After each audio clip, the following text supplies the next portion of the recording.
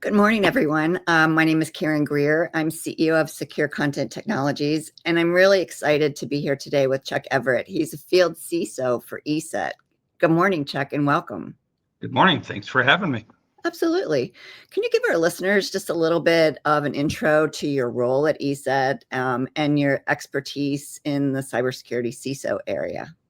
Sure. ESET brought me on as an advisor almost a year ago, and that's a CISO advisor. I've been in a CISO or a cyber leadership role for well over 15 years with multiple different enterprise customers, Fortune 100s, worked quite closely with three-letter government agencies on anti-terrorism, laundering, those type of things from the financial space. I've managed data centers that handle 80% of the United States financial backbone traffic. So with that, over my years of being a CISO and field CISO, I have my finger on the pulse of cyber, and I work with a lot of different clients on a weekly basis, do a lot of speaking. And I can see kind of what's working, what's not out there, as well as how the threat landscape's evolving. And so it kind of gets me in a unique position to kind of figure out what's working, what's not. And then ESET brought me on board to kind of help them with their products and which way do they need to go, how do they adapt to the changing. They have an incredible threat research department, 13 research centers, centrally located, native Slavic speakers. They're getting some incredible intel, which is where I highly respect them. I don't join a company or agree to work with them unless I believe in what they're doing. At ESET, I've actually used their products over the years. Even when I was with other vendors, I actually applied, ESET as one of the backbones because you need to have that security in depth and that layered. And ESET, I truly believe in what they're doing, and I'm here to help them make them better. Yeah, and I've seen you make a huge impact on the business brand and issues and bringing things to the forefront. So I'm glad to have you on our team. I've been with ESET for many, many years myself as a value-added reseller. So great to be teaming up with you. Thank you. I think one of the consistent issues that I run into with most of our clients is that they feel like they're having to do more with less, right?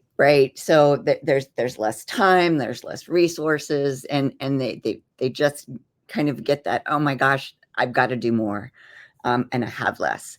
How do you feel that people can keep their security program effective with that task being so big? Yeah. And it's, we're seeing it out there. I mean, we're seeing the first time in the past couple of years with the downturn in the economy a bit of security departments actually taking hits for the first time and having to reduce their budgets, those type of things.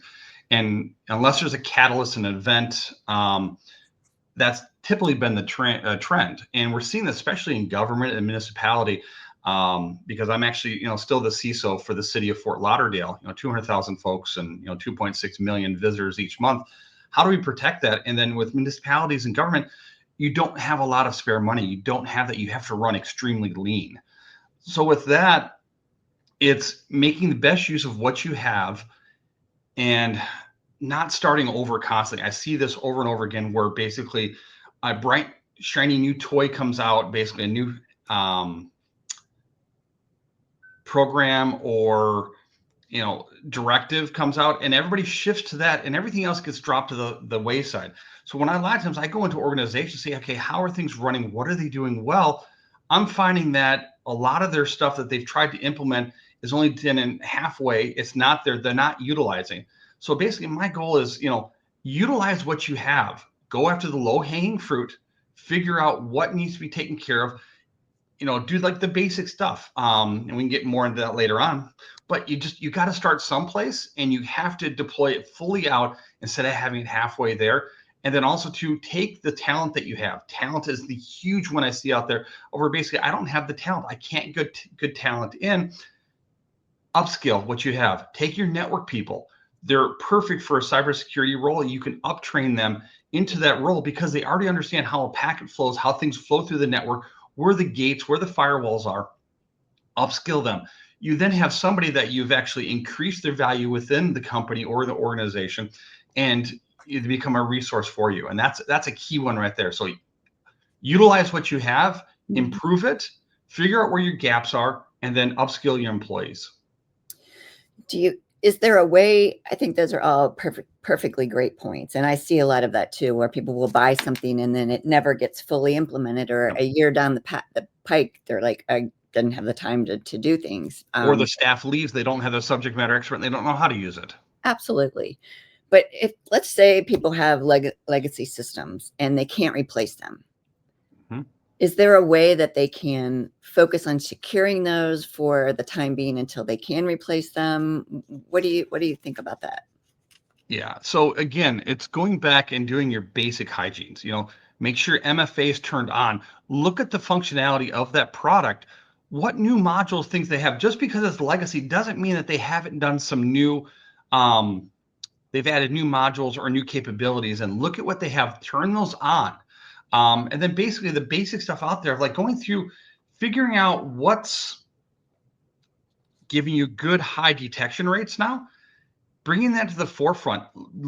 Take the logs of what you have, feed it into your systems so you can then monitor it. You can see what you have, see what you're playing with. So many times that people think, okay, I got a legacy system.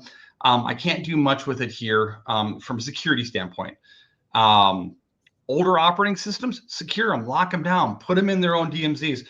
Older cybersecurity software, again, see what options it has. Okay, what can you turn on? What can you enhance?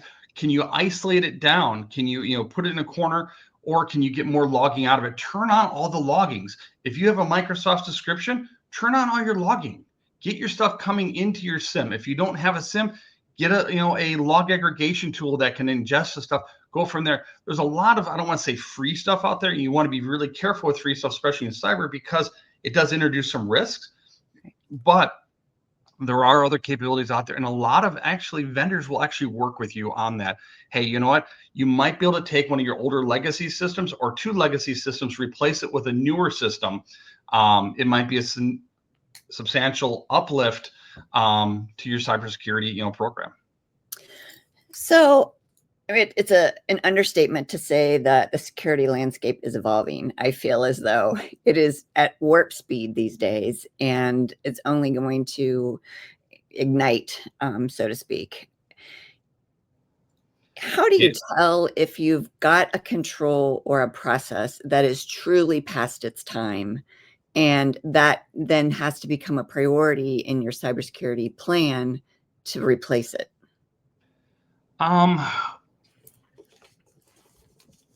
A lot of times, yeah, you can see those legacy systems out there that you need to replace. Right. Because what it's doing is it's not capturing or finding the 0-day threats out there. And that's the biggest thing I see out there, where these legacy systems, they're great at catching what's out there. And I've done quite a bit of analysis of other security vendors out there and of what they can catch. And the problem is right now, security teams are caught up in a total reactive mode. They're not being proactive. And so what they're doing with these legacy tools is that they're stuck in a reactive. So basically they're waiting for the security system to tell them that something's happening. Well, the problem is a lot of times those legacy tools aren't seeing the 0 days. They're getting it once it's been established out there, what the CVEs are, building it in. And that's sometimes 3, 6, or even 2 months later.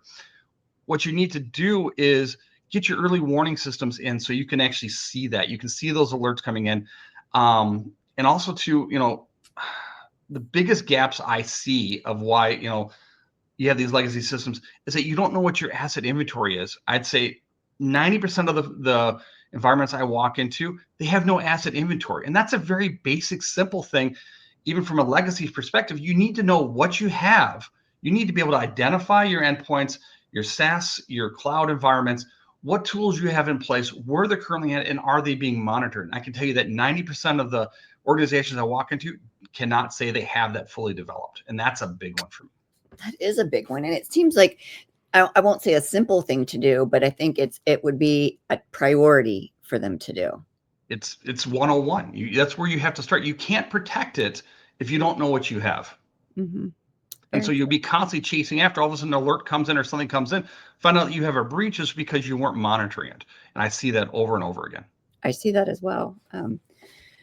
Are there tips that you can give teams to maintain their effectiveness when their resources are tightening? Because I see a lot of that happening now. Again, it kind of goes back to the doing more with less issue. Yep. But I also think it ties perfectly into the way the landscape is evolving and changing in security. Yep. The biggest thing I can say to kind of start with when you have less, other than the stuff we've already talked about, is go back, look at your low-hanging fruit, back up a stance, stop being so reactive and say, okay, why am I having to be reactive? Because a lot of our basics are in place. Like, as I said, asset inventory is a big one, but enforce MFA, every user, every app across the board, block legacy authentication, the single sign, not that single sign, I'm sorry, the sign on where basically you're not utilizing MFA, you're not using your advanced security tokens. Almost all applications have the capability, but a lot of people don't realize that it got turned on 2 years ago or had the capability added and they haven't turned it on. Disable stale accounts or shared accounts, especially for your vendors and third parties. I see that so often where they give it out. The Colonial Pipeline, great example of basically it was a third party. Guy had left the company. His VPN was still active. Disable that type of stuff. Clean up those admin groups. Turn on logging, like I talked about. Geo rules. If you don't have employees working outside of your region or your country, turn on geo blocking. Basically, meaning that people can't log in from outside the area.